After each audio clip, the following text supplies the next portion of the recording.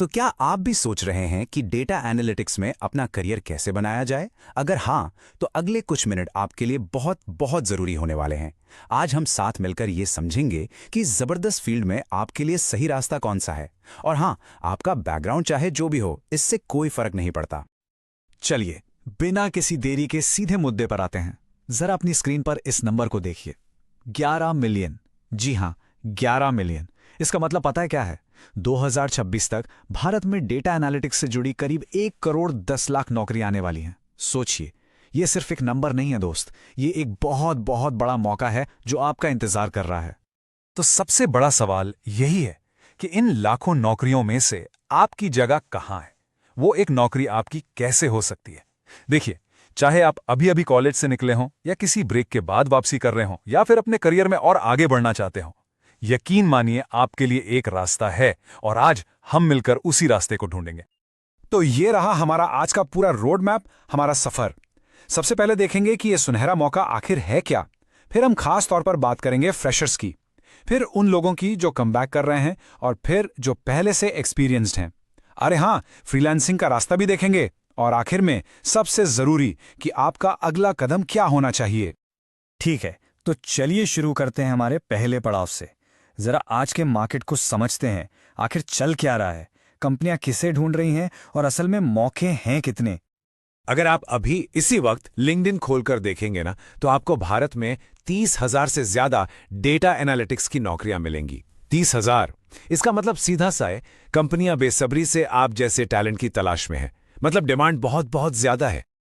तो चलिए सबसे पहले बात करते हैं उन सब की जो अभी अपनी जर्नी शुरू कर रहे हैं। अगर आप कॉलेज में हैं या अभी अभी पास आउट हुए हैं तो ध्यान से सुनिए, ये सेक्शन खास आपके लिए है।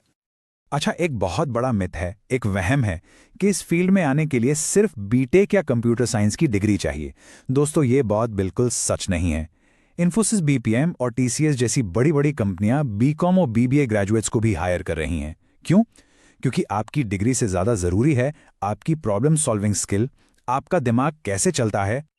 और अब आते हैं सबसे जरूरी सवाल पर, भाई पैसे कितने मिलेंगे, है ना?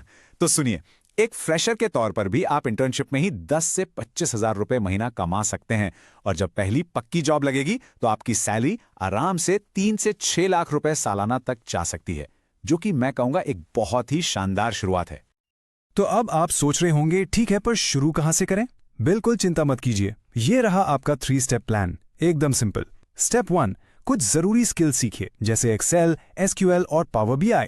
स्टेप 2, एक छोटा सा प्यारा सा प्रोजेक्ट बनाइए। मान लीजिए किसी दुकान का सेल्स डैशबोर्ड बना दिया। इससे आप दिखा सकते हैं कि आपको सिर्फ थ्योरी नहीं, प्रैक्टिकल काम भी आता है। और स्टेप 3, बस इंटर्नशाला जैसी वेबसाइट्स पर जाकर अप्लाई करना शुरू कर दीजिए। ओके, अब हम बात करते हैं उन लोगों की जिन्होंने किसी भी वजह से अपने करियर से ब्रेक लिया था। अगर आप वापसी करने की सोच रहे हैं तो मेरी एक बात मानिए, डेटा की दुनिया खुली बाहों से आपका स्वागत कर रही है। आपका करियर गैप कोई प्रॉब्लम है ही नहीं। तो आपकी कमबैक स्ट्रैटेजी क्या होनी चाहिए? बहुत सिंपल है। अगर आपको पहले से एक्सेल या एसक्यूएल आता है तो उसे अपने रिज्यूमे में सबसे ऊपर हाईलाइट करें। कोई नया सर्टिफिकेशन कर लें, जैसे गूगल डेटा एनालिटिक्स का।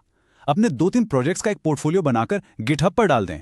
और हाँ, कोर्सेरा जैसे प्लेटफॉर्म्स पर फ्री कोर्स करके अपनी स्किल्स को थोड़ा ब्रश अप कर लें।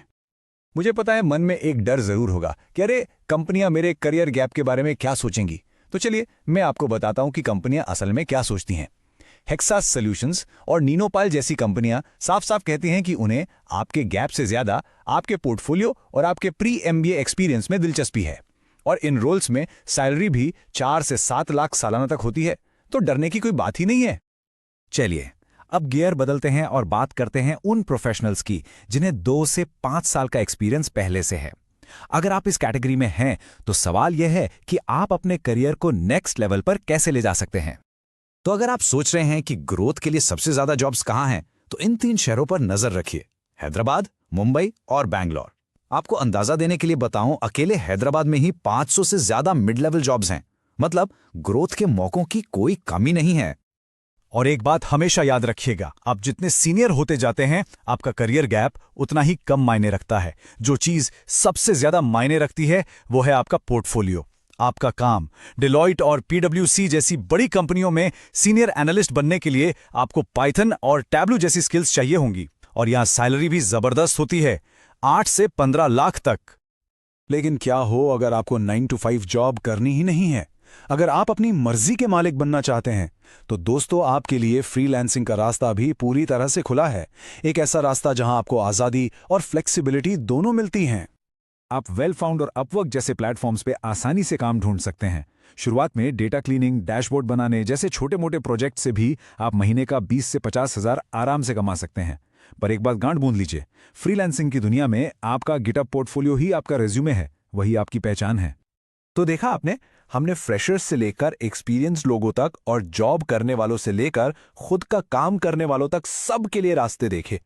चलिए अब इन सब बातों को एक साथ जोड़कर देखते हैं कि इसका मतलब क्या है। देखिए, इस पूरी बातचीत का सबसे खूबसूरत हिस्सा यही है कि डेटा एनालिटिक्स में सच में हर किसी के लिए जगह है। आप फ्रेशर हैं, कम बैक कर रहे हैं, अनुभवी हैं या फ्रीलांसर बनना चाहते हैं, इससे कोई फर्क नहीं पड़ता। आपके लिए एक रास्ता है, एक मौका है। आपको बस अपने लिए वो सही रास्ता चुनना है। तो अब सवाल ये नहीं है कि मौके हैं या नहीं, वो तो हैं और बहुत सारे हैं। असली सवाल ये है कि डेटा की इस दुनिया में आप अपनी कहानी कैसे लिखेंगे। इन मौकों का फायदा उठाने के लिए आप अपना पहला कदम कब बढ़ाएंगे, सोचिएगा जरूर, और हो सके तो अपनी शुरुआत आज ही कीजिए।